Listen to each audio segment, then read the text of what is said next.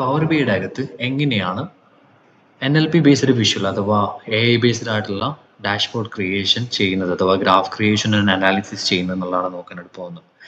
അപ്പോൾ അതിനായിട്ട് ആദ്യം തന്നെ ഈ ഒരു സോഫ്റ്റ്വെയറിൻ്റെ അകത്തോട്ട് പവർ ബിയുടെ അകത്തോട്ട് ഡാറ്റ ലോഡ് ചെയ്യേണ്ട ആവശ്യമുണ്ട്. സോ ഗെറ്റ് ഡാറ്റയിൽ പോയിട്ട് എക്സൽ വർക്ക് ബുക്കിൻ്റെ അകത്തുനിന്ന് ഞാൻ ജസ്റ്റ് എനിക്ക് റിക്വേർഡ് ആയിട്ടുള്ള ഡാറ്റ ലോഡ് ചെയ്യുകയാണ്. ഈ ഡാറ്റ നിങ്ങൾക്ക് വേണമെന്നുണ്ടെങ്കിൽ ജസ്റ്റ് കമൻറ്റ് ചെയ്താൽ മതി, ഞാനതിൻ്റെ ലിങ്ക് പ്രൊവൈഡ് ചെയ്യുന്നതാണ്.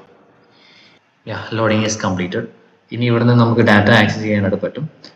സിംപ്ലി നമുക്ക് മാനുവലി വിഷ്വൽസ് ക്രിയേറ്റ് ചെയ്യുന്നതിന് പകരം അട്രാക്റ്റീവായിട്ട് ഇൻട്രാക്റ്റീവായിട്ട് NLP natural language processing use ചെയ്തിട്ട് സിംപ്ലി വിഷ്വൽസ് ക്രിയേറ്റ് ചെയ്തിട്ട് ഡാഷ്ബോർഡ് ആൻഡ് ഐറ്റംസ് ക്രിയേറ്റ് ചെയ്യാനായിട്ട് പറ്റും.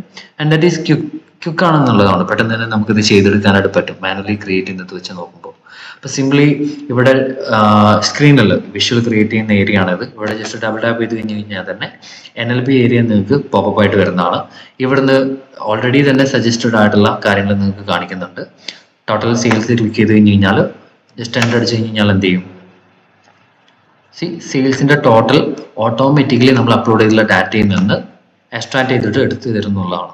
സിംപ്ലി നമുക്ക് എന്ത് ചെയ്യാൻ പറ്റും, ചെയ്യാനായിട്ട് പറ്റും. ഇനി ഈ ഒരു option turn this Q&A result in to standard visual എന്നുള്ള ഓപ്ഷൻ ക്ലിക്ക് ചെയ്ത് കഴിഞ്ഞാൽ അതൊരു ആക്ച്വൽ വിഷ്വലായിട്ട് മാറുന്നതാണ്. അതിന് ശേഷം നമുക്ക് അതിനെ ഇവിടുന്ന് ഫോർമാറ്റിംഗ് കാര്യങ്ങളൊക്കെ ചെയ്ത് സ്റ്റൈലിംഗ് ചെയ്യാവുന്നതാണ്. അപ്പോൾ അതിലോട്ടൊന്നും ഞാൻ ഡീപ്ലി പോകുന്നില്ല. അപ്പോൾ ജസ്റ്റ് എങ്ങനെയാണ് വിഷ്വൽ ക്രിയേഷൻ എന്നുള്ളത് മാത്രമാണ് ഈ വീഡിയോയിലൂടെ നമ്മൾ കവർ ചെയ്യുന്നത്. ആൻഡ് എഗെയിൻ ഞാൻ ഡബിൾ ടാപ്പ് ചെയ്ത് കഴിഞ്ഞാൽ ഇവിടെ സജസ്റ്റഡ് ആയിട്ടുള്ള കാര്യങ്ങൾ എനിക്ക് വേണ്ട രീതിയിൽ എടുത്തിട്ട് കാർഡ് ആൻഡ് ഗ്രാഫ് ക്രിയേറ്റ് ചെയ്യാനായിട്ട് പറ്റും. അതല്ലാന്നുണ്ടെങ്കിൽ ask A question about your data എന്നുണ്ട്. നമ്മൾ അപ്ലോഡ് ചെയ്തിട്ടുള്ള ഡാറ്റയെ പറ്റി നമുക്ക് എനി ക്വസ്റ്റ്യൻ അല്ലെങ്കിൽ ക്രിയേറ്റ് ചെയ്യാവേണ്ട കാര്യങ്ങൾ എന്താണെന്നുള്ളത് നമുക്ക് സജസ്റ്റ് ചെയ്ത് കൊടുക്കാനായിട്ട് പറ്റും. ഇപ്പം ഞാനിവിടെ പറയാണ് കാറ്റഗറി. എൻ്റെ കയ്യിൽ കാറ്റഗറി എന്നുള്ള ഒരു കോളം ഇവിടെയുണ്ട്. കാറ്റഗറി ബൈ സെയിൽസ് എന്നുള്ളത് ഞാൻ ജസ്റ്റ് എൻ്റർ അടിച്ച് കഴിഞ്ഞാൽ സിംപ്ലി എന്ത് ചെയ്യും, NLP category by sales visual create ചെയ്ത് തരും. ആൻഡ് ഞാനിവിടെ പൈ ചാർട്ട് എന്നുള്ള ഒരു ലാബ് ലിങ്ക് കൊടുക്കുകയാണെന്നുണ്ടെങ്കിൽ സിംപ്ലി എന്ത് ചെയ്യും, അത് പൈ ചാർട്ട് ആക്കിയിട്ട് മാറ്റും. മാനുവലി നമ്മൾ ക്രിയേറ്റ് ചെയ്യുന്നത് വെച്ച് നോക്കുമ്പോൾ ഇത് ക്വിക്കാണ്, എഫക്റ്റീവ് ആണ്, ഫാസ്റ്റ് ആണ്, നമുക്ക് പെട്ടെന്ന് തന്നെ ചെയ്തെടുക്കാനായിട്ട് പറ്റും. ആൻഡ് ഈ ഒരു ബട്ടൺ ഞാൻ ക്ലിക്ക് ചെയ്ത് കഴിഞ്ഞ് കഴിഞ്ഞാൽ അത് ആക്ച്വൽ വിഷ്വൽ ആയിട്ട് മാറും.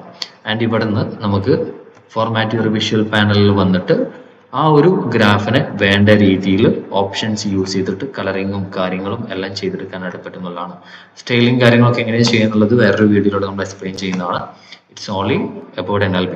ഓക്കെ, ദെൻ NLP വെച്ചിട്ട് നമുക്ക് ഏതൊരു വിഷ്വലും നമുക്ക് ഇങ്ങനെ പെട്ടെന്ന് തന്നെ ജനറേറ്റ് ചെയ്തെടുക്കാനായിട്ട് പറ്റും. ഇന്ററാക്റ്റീവ് ആയിട്ട് just test based visuals create ചെയ്തിട്ട് അതിനെ മോഡിഫൈ ചെയ്ത് സിമ്പിൾ ഡാഷ്ബോർഡ് ക്രിയേറ്റ് ചെയ്യാവുന്നതാണ്. കുറച്ചുകൂടെ ഫാസ്റ്റ് ആണ്, എഫക്റ്റീവ് ആണ്. മാനുവൽ ക്രിയേഷൻ വെച്ച് ചെയ്യുന്നതിനെക്കാട്ടിലും ചെറിയ ടൈം കൊണ്ട് നമുക്ക് ചെയ്ത് തീർക്കാനായിട്ട് പറ്റും എന്നുള്ളതാണ് ഇതിൻ്റെ ഏറ്റവും വലിയൊരു അഡ്വാൻറ്റേജ്. ഇത്രയാണ് ഈ ഒരു വീഡിയോയിൽ പറയാനുള്ളത്. Thank you for watching.